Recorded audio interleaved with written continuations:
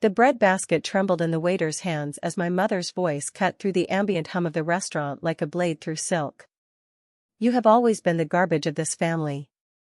She said it the way she said everything, with the practiced calm of a woman who had learned long ago that cruelty lands harder when delivered quietly. No raised voice. No trembling jaw. Just the flat, certain tone of someone stating an obvious fact to a room full of witnesses. "I don't know where we went wrong with you. Your sister turned out beautifully. And then there's you." 31 people in the private dining room of Maison Terrace went completely still. My aunt stopped mid-sip. My cousin Bianca set down her fork with the careful deliberateness of someone trying not to make a sound. My grandmother, 81 years old, sharp as wire, and the reason this dinner existed at all, looked at the tablecloth and said nothing. Which, from her, was the loudest possible response. My sister Vivian dabbed the corner of her mouth with a linen napkin and looked at the window. And my mother, Gloria Reyes, 62 years old, immaculately dressed, the woman who had braided my hair every morning until I was 9 and then one day simply stopped, held my gaze across the table with the steady patience of someone waiting for me to cry. I did not cry. My name is Sofia Reyes. I am 36 years old. And this is the story of how my mother's cruelest sentence became the last one she ever aimed at me in public. I should tell you about the restaurant first. Maison Terrace occupied the top 2 floors of a converted warehouse in the meatpacking district, a neighborhood I had watched transform over 15 years from something raw and industrial into something polished and expensive and entirely different from what it once was. The building itself had history I found beautiful, exposed brick softened by strategic lighting, original steel beams now decorative, warehouse windows stretched floor to ceiling and overlooking a street that the city had finally decided deserved to be seen. I had purchased the building 4 years ago. Not the restaurant. The building. The restaurant was a tenant, and a beloved one, managed by a culinary team I had specifically sought out because their vision for the space matched what I had always imagined the building could hold. Warm without being precious. Excellent without being intimidating. The kind of place that felt, from the moment you walked in, like someone had thought carefully about how people deserved to be made to feel. I had thought carefully about that. I thought carefully about most things, which was, in my mother's estimation, one of my fundamental flaws. "You overthink everything," she had told me at various points throughout my childhood, my adolescence, my 20s. "Your sister acts. You calculate. No one falls in love with a calculator, Sophia." She was not entirely wrong about the calculating part. The dinner had been organized in honor of my grandmother's 81st birthday. My grandmother, Abuela Carmen, had requested a private dining room at what she called somewhere beautiful that Sophia might like, which I had understood as her particular, indirect way of extending an olive branch in my direction. Abuela Carmen communicated most important things indirectly. It was a family trait that had skipped my mother entirely. My mother had selected the venue. I had not known she would select this one until the invitation arrived 3 weeks earlier with the address printed in Vivian's handwriting. I had stared at the address for a long time. Then I had called my business manager, a methodical and unflappable woman named Josephine who handled the operational details of the various properties and businesses I had accumulated over the past decade, and told her the situation. "Should I arrange for a different table?" Josephine had asked. "No," I had said. "Keep everything exactly as it is." "And if it comes up?" "It won't," I had said. "Unless she makes it come up." I arrived at the dinner deliberately on time, not early, which would have communicated anxiety, and not late, which would have given my mother the opening she needed to establish the evening's tone before I walked through the door. She had established it anyway. The first 40 minutes were merely uncomfortable in the way that family dinners involving my mother were always uncomfortable, a low-grade atmospheric pressure that everyone present had learned to breathe through. She asked Vivian about her interior design firm in the tone reserved for things one is genuinely proud of. She asked my cousin Marco about his recent promotion. She asked my uncle Raymond about his knee replacement. She did not ask me anything. This was her preferred method. Not active cruelty in the opening act, just omission. The pointed absence of interest that says, more efficiently than any insult, that one's presence at the table is barely registered. I ate my appetizer. I spoke with my grandmother about a novel she had been reading. I refilled my water glass. I performed the precise calibration of presence that I had spent decades perfecting, enough engagement to be a participant, not enough investment in my mother's approval to be wounded by its absence. It was working. And then my cousin Bianca, who had always been well-meaning in the particular way that creates disasters, turned to me across the table and said brightly, "Sophia, I keep meaning to ask, what have you been up to lately? I feel like we never hear about your work." The table shifted toward me. My mother looked up from her wine glass. "Yes," she said, setting it down with a precise click. "What is it you do these days, Sophia? You're always so vague about it." "Real estate," I said simply. The same word I always used. "Real estate." She repeated it with a particular intonation, not quite a laugh, not quite a dismissal, but something that occupied the space between them. "You've been saying real estate for 10 years. What does that mean, exactly? You show people apartments?" "I own properties," I said. "You own properties." Another repetition. Another intonation. She looked around the table with an expression of tired exasperation, as though asking the assembled family to witness the burden of her confusion. "What properties? Where? You live in that apartment on, where is it, the west side? You don't even own that, do you?" "I own the building," I said quietly. "Oh, Sophia." She sighed, a long, specifically exhausted sigh that she had refined over the course of my lifetime into an instrument of remarkable precision. "You always exaggerate. I don't know where you get it from.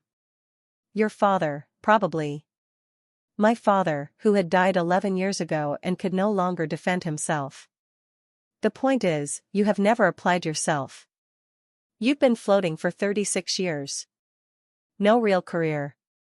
No family. No." "I have a career," I said. "You have projects." She waved a hand. "Vivian has a career. She built something real. Something you can point to." She gestured toward my sister, who had the grace to look uncomfortable. "What do you have that you can point to, Sophia? Tell me." The table was very quiet. "I have plenty," I said. And that was when it happened. That was when something in my mother, some combination of wine and the particular intoxication of an audience, crossed the line she had approached many times over the years but not, in public, quite like this. "You have always been the garbage of this family," she said. "I don't know where we went wrong with you. Your sister turned out beautifully. And then there's you." 31 people went still. I looked at my mother, really looked at her, the way I rarely allowed myself to, because looking clearly at a person who has hurt you consistently requires a kind of emotional exposure I had learned to ration carefully, and I felt the familiar architecture of old pain rearrange itself into something new. Not anger. Not the hot, immediate fury that younger Sophia would have felt, the Sophia who had cried in restaurant bathrooms and parking lots and once, memorably, in the elevator of a midtown office building after a phone call with her mother that had undone 3 months of therapy in 4 minutes. What I felt was a cold, clear calm. The particular stillness of a woman who has nothing left to prove and has finally, completely, accepted that fact. I set my fork down. I picked up my wine glass. And I waited. His name was Daniel. He was the floor manager of Maison Terrace, 30 years old, impeccably trained, and possessed of the particular gift that the best hospitality professionals share, the ability to read a room's emotional temperature with the accuracy of a precision instrument and respond in exactly the right register. He had been standing near the service entrance when my mother made her announcement. I had seen him in my peripheral vision, had noted the slight pause in his movement, the professional recalibration, the almost imperceptible decision-making that preceded what happened next. He approached the table with the unhurried grace of someone who has chosen his moment carefully. He stopped beside my chair. He leaned down. And in a voice pitched low enough to be private but not quite low enough to be inaudible to the four people nearest to us, he said, "Ms. Reyes. I wanted to personally make sure everything this evening is to your satisfaction. We are, as always, honored to have the owner of our building joining us for dinner." The four people nearest to us included my mother and my grandmother. My mother's wine glass stopped halfway to her lips.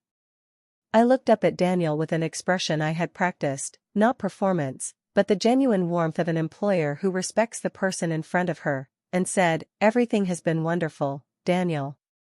Please pass along my compliments to the kitchen." He nodded.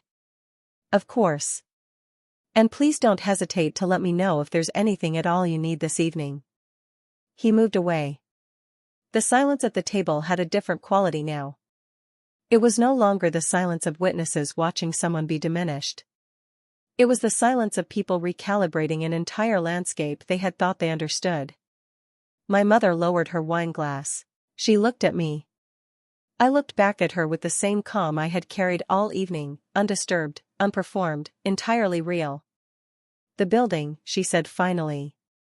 The words came out differently than anything she had said all evening. Smaller, somehow. Like something that had lost its inflation. "You own this building." "Among others," I said. "I want to tell you what I had built, because the shape of it matters. I had started with nothing that my family recognized as anything.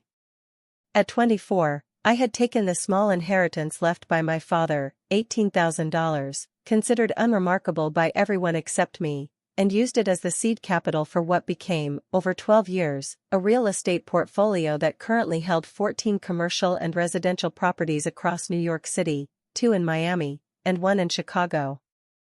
I had not inherited connections or credibility. I had read obsessively, worked in the offices of 2 small property management firms while simultaneously taking every licensing course and finance class available to me, and cultivated relationships with people who were willing to teach someone who showed up prepared and asked good questions. My first purchase had been a 2-unit residential building in Astoria that everyone who knew about it thought was a mistake. It was not a mistake. It was the foundation. I had built slowly. Deliberately. With the particular patience of someone who has learned that the people who insist you are failing are often the people least equipped to recognize what building actually looks like. My mother had never been interested in the details of my work. When I tried, early on, to explain what I was doing, the research, the strategy, the compounding logic of each acquisition, her eyes would drift within 2 minutes. It wasn't malice exactly. It was a failure of imagination. She could not see it because she had already decided what I was, and what I was did not include this. I had stopped trying to show her years ago. I had not stopped building. The dinner continued. It continued with the particular strange energy of a room that has witnessed a tectonic shift and is still adjusting to the new geography. My aunt asked me, carefully, how long I had owned the building. My cousin Marco asked about the process of acquiring commercial property in New York with the genuine curiosity of someone who works in finance and suddenly sees a peer differently. My grandmother looked at me with an expression I could not fully read, something warm and private and perhaps not entirely surprised. My mother said very little for the remainder of the meal. Vivian, to her credit, leaned toward me at one point and said quietly, "I didn't know." Her voice was without its usual performance. Just the plain statement. "I know," I said. "Why didn't you tell us?" I thought about how to answer this honestly. Because I tried to, early on. And nobody listened. And after a while, I paused. After a while, I realized the building was enough. I didn't need the conversation about it. She was quiet for a moment. "That's lonely." "Yes," I said. It was. Dessert arrived. A birthday cake for my grandmother, carried out by 3 members of the kitchen team who had clearly been waiting for this moment with genuine affection. Abuela Carmen pressed both hands to her heart when she saw it. The room softened. I watched my grandmother close her eyes before she blew out her candles. I wondered what she wished for. My mother called me the following morning at 8:47 a.m. I was in my home office reviewing acquisition documents for a property in Brooklyn that Josephine had flagged as worth a second look. The call came through and I watched my mother's name on the screen for the full length of 2 rings before I answered. Sofia. Her voice had the quality of something carefully assembled, not the ease of a woman calling her daughter, but the deliberateness of someone who has rehearsed. Last night. I wanted to pause. I wanted to explain. You don't need to explain, I said. I understood everything clearly. Another pause. I was hard on you. I know I was hard on you. Hard on me. The phrase landed with the particular softness of an understatement so severe it becomes its own kind of dishonesty. I held it for a moment before responding. Mom, I said carefully, you called me garbage. In front of 31 people, including Abuela, on her birthday. That's not being hard on someone. That's something else.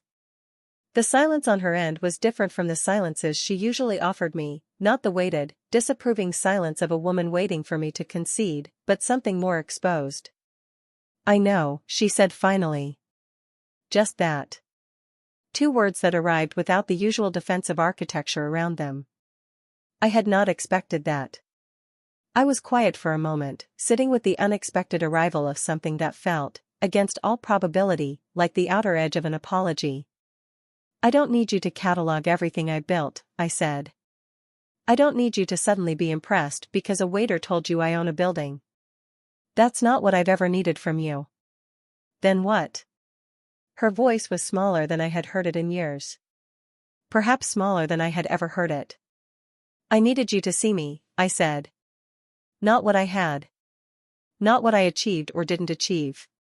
Just me. The way you saw Vivian. The way you made her feel like she was worth looking at. A long silence. I didn't know I was doing that, she said.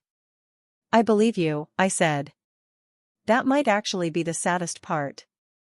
I am not going to tell you that my mother and I rebuilt everything over the months that followed. I am going to tell you the truth, which is more complicated and perhaps more useful. She tried. Imperfectly, inconsistently, in the way that people try when they are attempting to revise patterns that are older than their awareness of them. She called more often. She asked questions and waited for the answers. She told me once, unprompted, on a Sunday afternoon when we were walking through the neighborhood she had lived in for 40 years, that she had been proud of me for a long time and had not known how to say it in a way that felt real. Why didn't it feel real? I asked. Because I was always comparing, she said. If you were doing well, I measured it against Vivian doing well. Against what your father would have thought. Against what I imagined a successful daughter looked like. She paused. I never just let you be what you were. I said nothing for a moment. The street moved around us, children, dogs, a delivery truck making slow progress through a narrow turn. I'm still here, I said finally. So are you. That's something. She reached over and took my hand the way she hadn't since I was 9 years old. The way she had before she stopped braiding my hair, before the comparisons began, before I became the one she measured others against instead of the one she simply loved. We walked the rest of the block like that. The Maison Terrace building is still mine.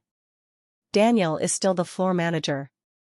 He has never once, in the years since that evening, made any reference to what happened at that dinner table. He is a consummate professional.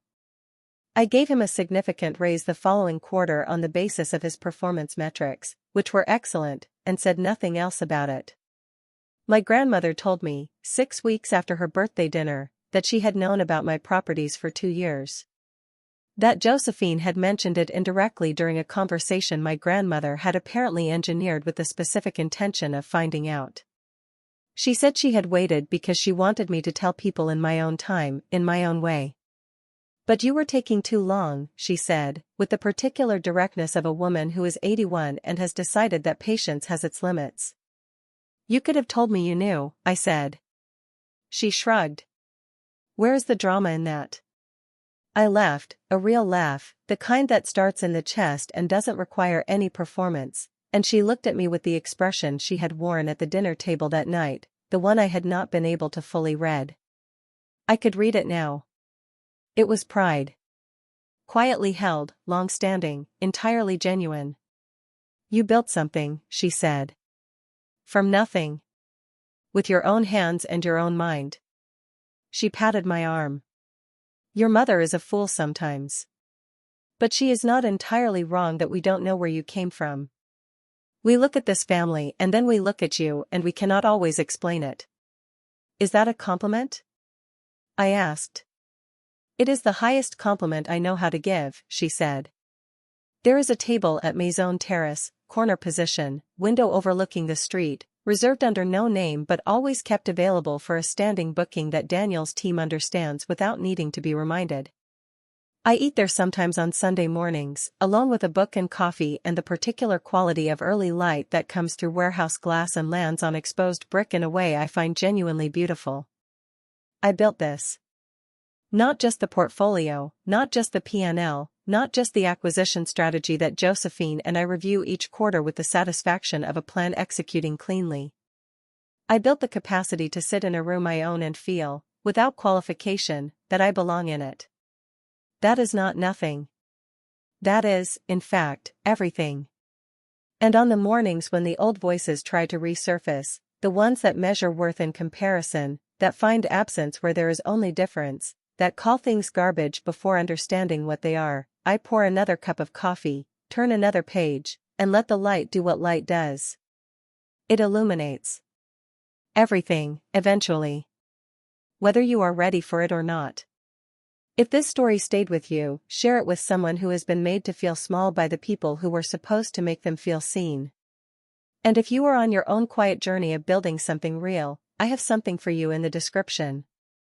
An exclusive deal with Audible. Your first month completely free. Over 500,000 titles waiting. The stories that change how we see ourselves are often the ones we find when we're finally ready to look. The link is below. It costs you nothing to start.